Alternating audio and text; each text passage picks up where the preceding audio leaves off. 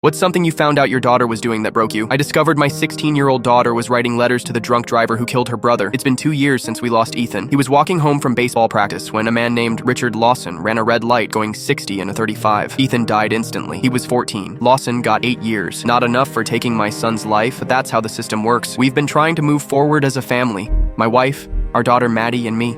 Therapy twice a week, support groups, all the things you're supposed to do.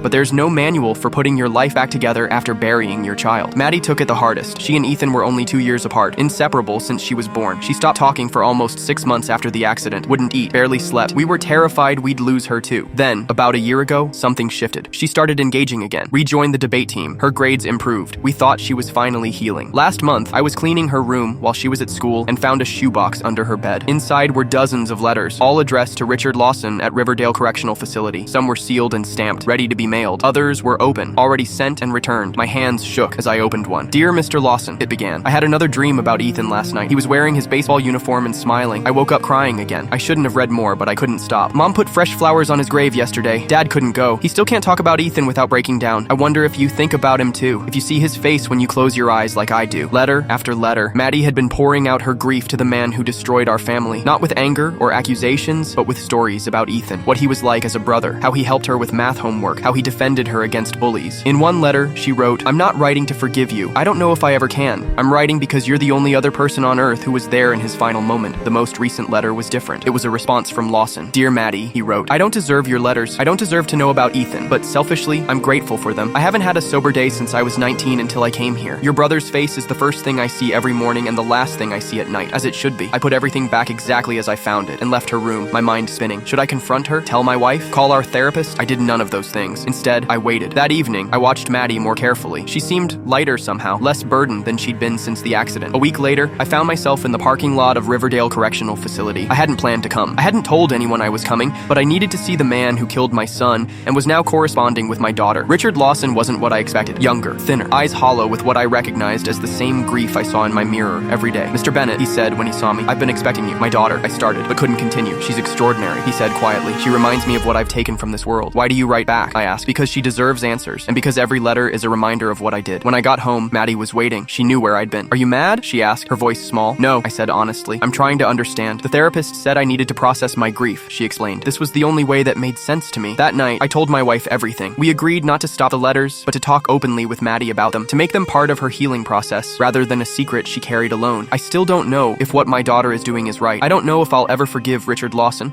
But watching Maddie find her way back to life, even through this unconventional path, has shown me that healing doesn't always look the way we expect it to.